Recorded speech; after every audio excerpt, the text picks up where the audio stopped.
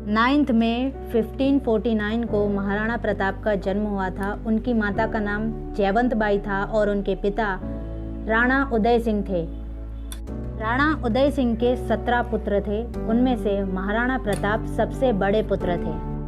राणा उदय सिंह, जो कि महाराणा प्रताप के पिता थे, उन्होंने अपने राजकुमारों के लिए शिक्षण और शस्त्र प्रशिक्षण का योग्य प्रबंध किया था, लेकिन इन सारे राजकुमारों में से कोई भी महाराणा प्रताप के जैसा योग्य साबित नहीं हुआ। प्रताप ने किशोर अवस्था में ही मेवाड़ के सैनिक अभियानों में भाग लेना शुरू कर दिया था। डूंगरपुर और बांसवाड़ा जैसे छोटे रजवाड़ों के मालिक, जो हमेशा मेवाड़ के अधीन रहते थे, वो अपने आप को स्वतंत्र समझने लगे थे। तब राजा उदय सिंह ने अपने सबसे बड़े पुत्र प्रताप को वहां पर भेजा। डूंगरपुर का राजा अपने आप को सुरक्षित महसूस कर रहा था, क्योंकि डूंगरपुर के आसपास के पर्वतीय प्रदेशों में बैठे राठौड़ों ने छोटी छोटी 56 जागीरें बनाई थीं। पिता का आदेश मिलने पर प्रताप 2000 घोड़ेसवारों के साथ खूब उत्साह से सैनिक अभियान पर निकल पड़े। इसके बाद प्रताप ने डूंगरपुर के राजा को हराकर विजय हासिल की और ये विजय उनके जीवन की सबसे पहली विजय थी। विजयी प्रताप जब घर लौटे तब उनके पिता राजा उदय सिंह ने खुद उनका स्वागत किया था। 28 फरवरी 1572 को राणा उदय सिंह के हृदय में दर्द हुआ और उन्होंने अपने प्राण त्याग दिए।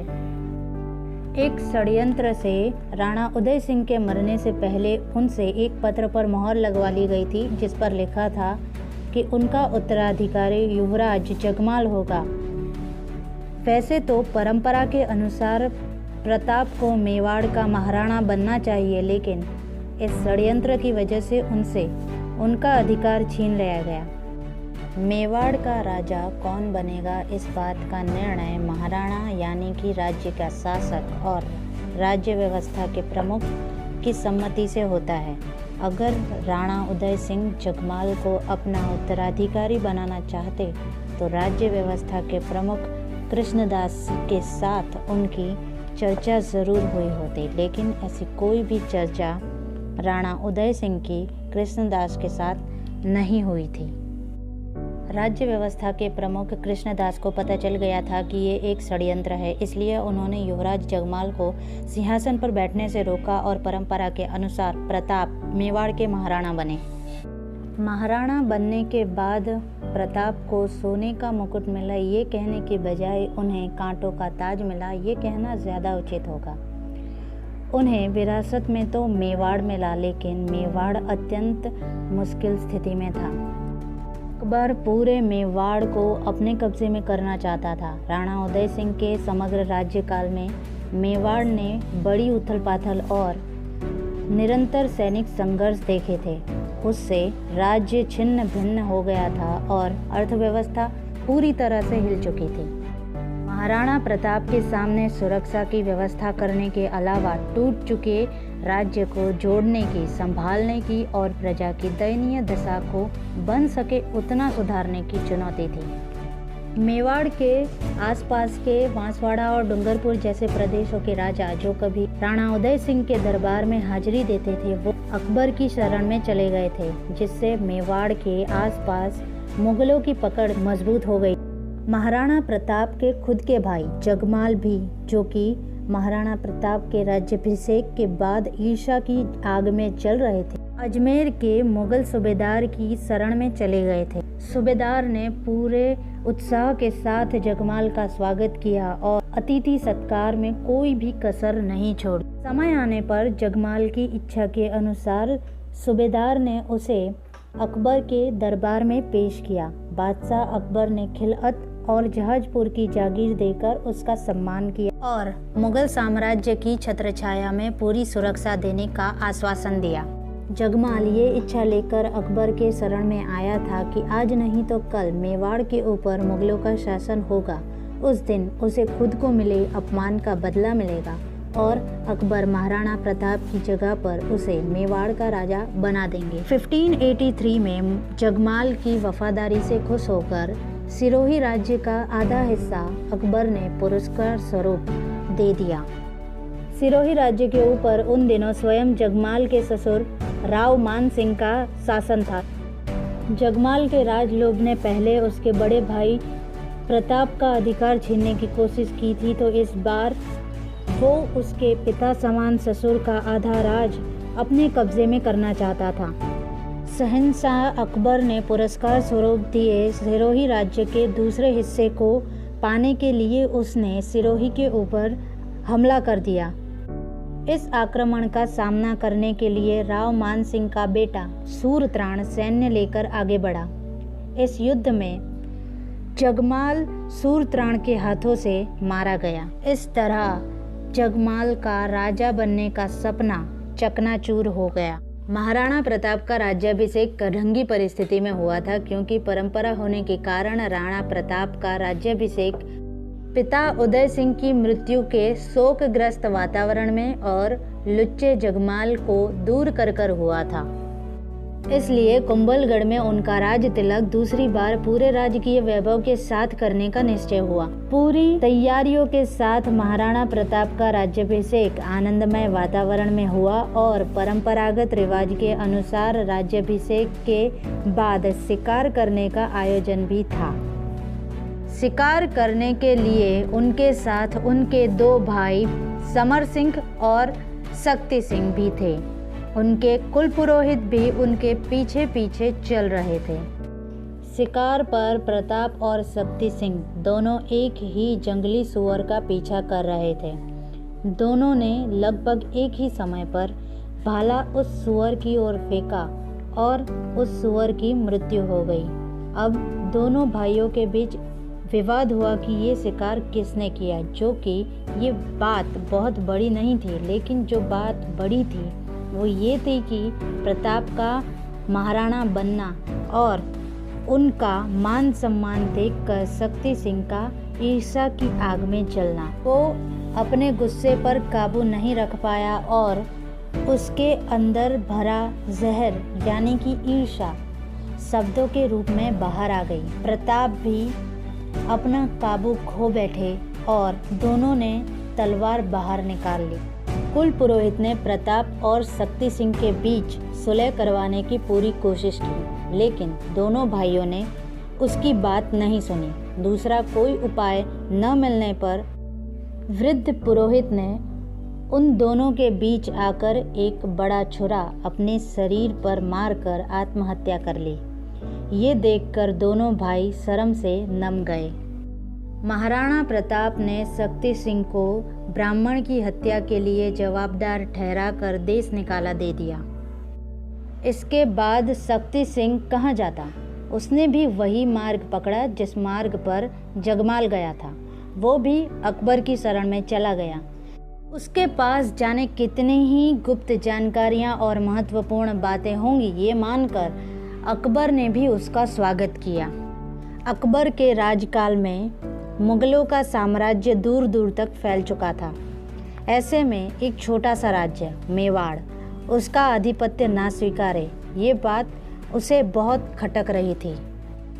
महाराणा प्रताप ये बात बहुत अच्छी तरह से जानते थे और ये बात उनके मन में निश्चित थी कि मेवाड़ कभी भी मुगलों की अधीनता स्वीकार नहीं करेगा। महाराणा प्रताप को मालूम था कि युद्ध जरूर होगा। इस वजह से युद्ध के लिए शिक्षित हुई सेना की जरूरत थी। सेना को फिर से जोड़ने के लिए और शस्त्रों की शक्ति खड़ी करने के लिए साधनों का होना जरूरी था, जो कि मर्यादित थे। महाराणा प्रताप ने मेवाड़ जब तक संपूर्ण रूप से स्वतंत्र नहीं हो जाता तब तक हर एक प्रकार के सुख भोग का त्याग करने की प्रतिज्ञा ली थी। मेवाड़ के एक बड़े पर्वतीय जंगल के प्रदेश में भील नाम की एक जाति बसती है। उनकी खुद की एक खास युद्ध कला है। वे धनुष बाण के अत्यंत कुशल और अचूक निशानेबाज होते हैं। किशोर अवस्था में महाराणा प्रताप के अनेक भील सरदारों के साथ बहुत अच्छे संबंध थे। महाराणा प्रताप ने मेवाड़ की रक्षा के लिए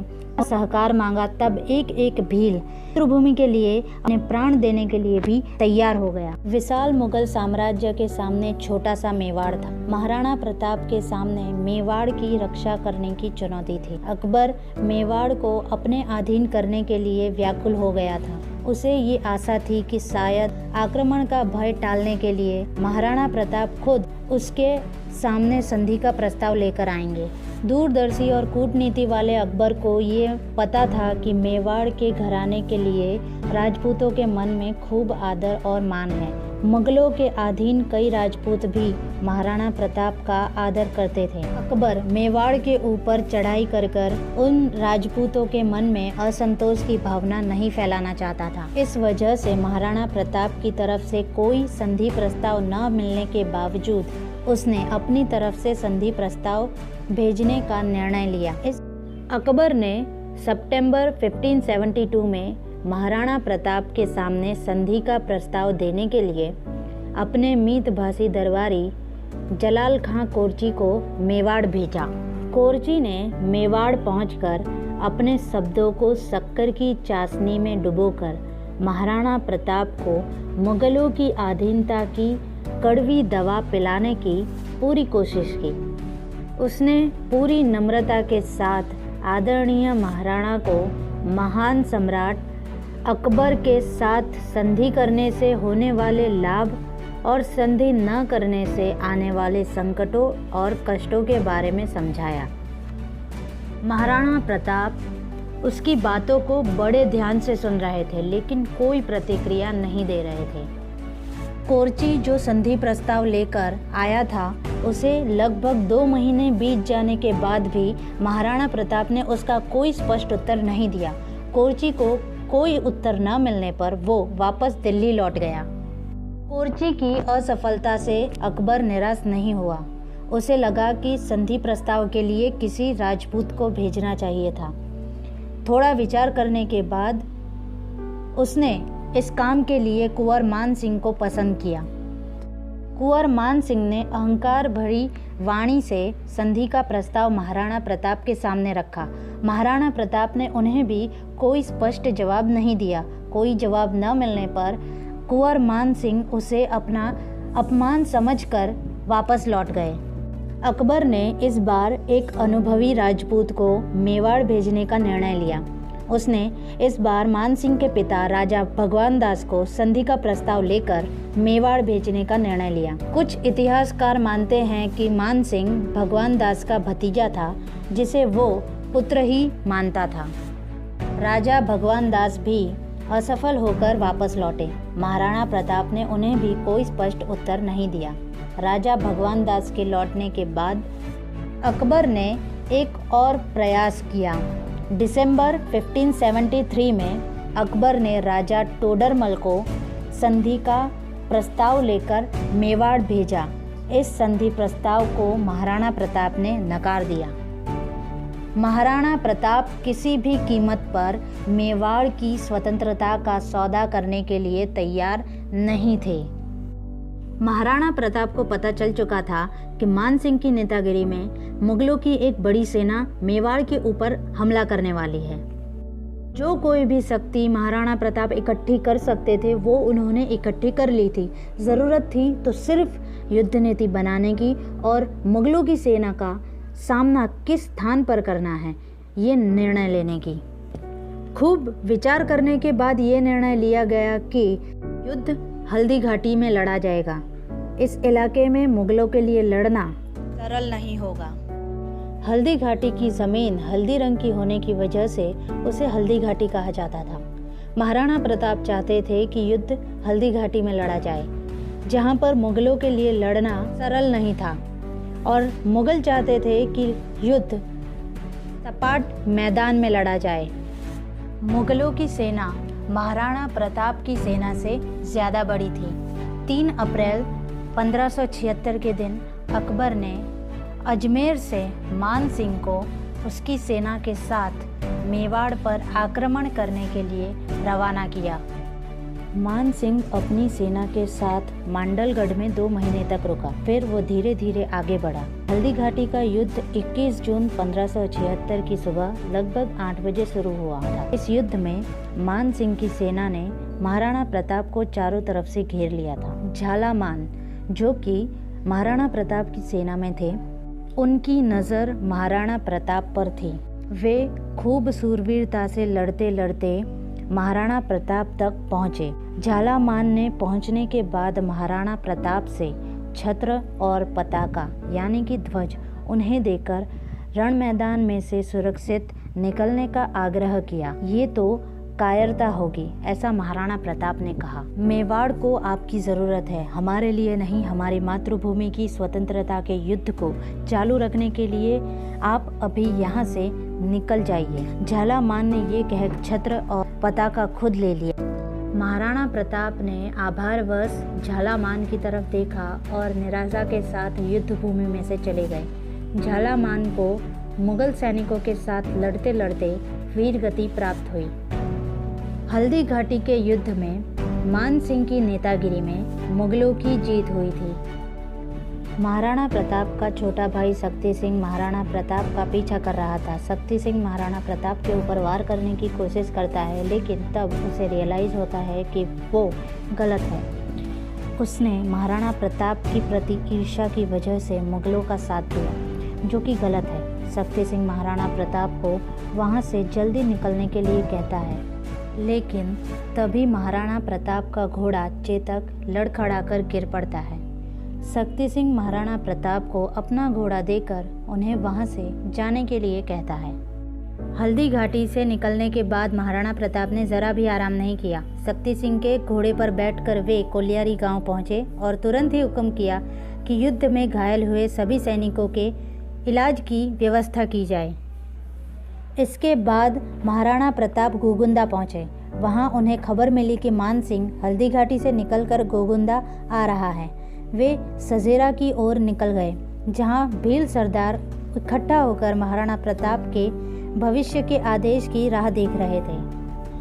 महाराणा प्रताप ने भील सरदारों का धन्यवाद किया और युद्ध में वीरता से लड़ने के लिए भीलों की प्रशंसा की। उन्होंने कहा कि युद्ध का अभी अंत नहीं हुआ है, ये तो बस शुरुआत है। 23 जून 1576 के दिन मान सिंह ने गोगुंदा के ऊपर अपना कब्जा किया। गोगुंदा में मान सिंह ने अपना डेरा डाला और भविष्य की योजना के ऊपर विचार करने लगा कि कैसे महाराणा प्रताप का पता जानकर उन्हें पकड़ा जाए या मौत के घाट उतार दिया जाए। लेकिन गोगुंदा पहुंचने के बाद उसकी सेना के ऊपर कोई आफत आने वाली है, इसका उसे अंदाज़ा भी नहीं था।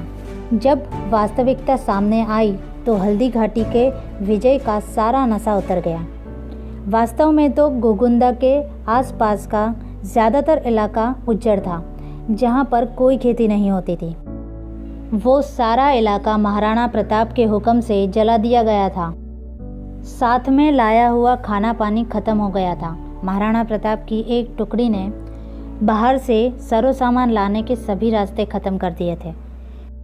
मान सिंह के सैनिक भूखे मर रहे थे। आसपास आम की फसल थी, जिसे खाकर और जानवरों का मांस खाकर वे अपना पेट भर रहे थे। एक तो अनाज पाने की मुश्किल थी और ऊपर से दिन रात ये भय सता रहा था कि न जाने कब महाराणा प्रताप अपनी सेना लेकर उनके ऊपर अचानक आक्रमण कर देंगे। एक सेनापति ने मान सिंह से कहा कि हमें किसी और जगह चले जाना चाहिए। मान सिंह को ये बात सही लगी। उसने तुरंत कूच करने का हुक्म किया। मान सिंह की एक एक हलचल की महाराणा प्रताप को पल पल खबर मिल रही थी। मान सिंह के गोगुंदा से चले जाने के बाद एक ही हमले में जुलाई 1576 में महाराणा प्रताप ने गोगुंदा पर अपना अधिकार कर लिया। मान सिंह की असफलता के बाद अकबर ने तुरंत ही उसे अजमेर वापस लौटने का हुक्म किया।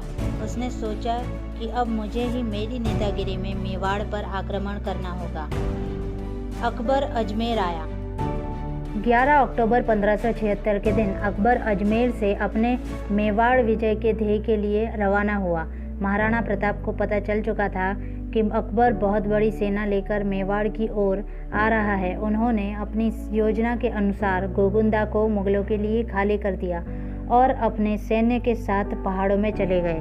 गोगुंदा और उसके आसपास का सारा इलाका महाराणा प्रताप ने उज्जड़ बनवा दिया था, लेकिन अकबर अपने साथ भरपूर अनाज पानी लेकर आया था।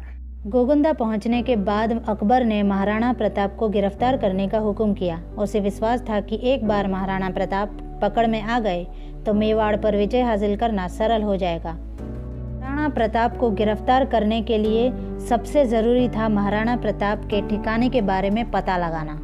अकबर ने गोगुंदा से सेना की कुछ टुकड़ियों को शाही फरमान के साथ अलग अलग दिशाओं में भेज दिया। उन्हें आदेश दिया गया था कि जहां भी महाराणा प्रताप के होने की खबर मिले तुरंत ही खबर की जाए, ताकि सारे इलाके को घेर कर उन्हें कैद किया जा सके। जिन टुकड़ियों को महाराणा प्रताप का पता जानने के लिए भेजा गया था, उनमें से कुछ टुकड़ियां तो वापस लौटी ही नहीं। उन टुकड़ियों के सभी सिपाहियों को राजपूतों ने मौत के घाट उतार दिया था और कुछ लोगों को तो भीलों के जहरीले बाणों ने घायल कर दिया था। इस तरह कई बार प्रयत्न करने के बावजूद अकबर महाराणा प्रताप के ठिकाने के बारे में पता नहीं लगा पाया। अकबर ने कई प्रयत्न किए, लेकिन वो नाकामयाब रहा राजपूतों की हिम्मत को तोड़ने में। वो नाकामयाब रहा महाराणा प्रताप को झुकाने में। महाराणा प्रताप धीरे धीरे कर मेवाड़ को फिर से अपने अधीन कर रहे थे। वे धीरे धीरे आगे बढ़ रहे थे। वे जब मेवाड़ को मुगलों के कब्जे से आज़ाद कर रहे थे, तब भामाशाह उनकी मदद कर रहे थे। भामाशाह महाराणा प्रताप का साथ दे रहे थे। भामाशाह ने अपनी संपत्ति का एक बहुत बड़ा हिस्सा मेवाड़ की स्वतंत्रता के लिए महाराणा प्रताप को दे दिया था।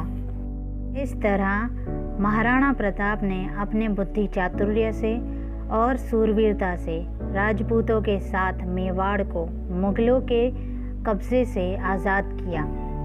मुगलों की हुकूमत से मेवाड़ को मुक्त करवाने के विजय अभियानों का नेतृत्व मुख्यतः महाराणा प्रताप के पुत्र अमर सिंह ने किया था। अब जीत की खुशी मनाने का वक्त था, क्योंकि मेवाड़ अब मुगलों के कब्जे से आज़ाद हो गया था।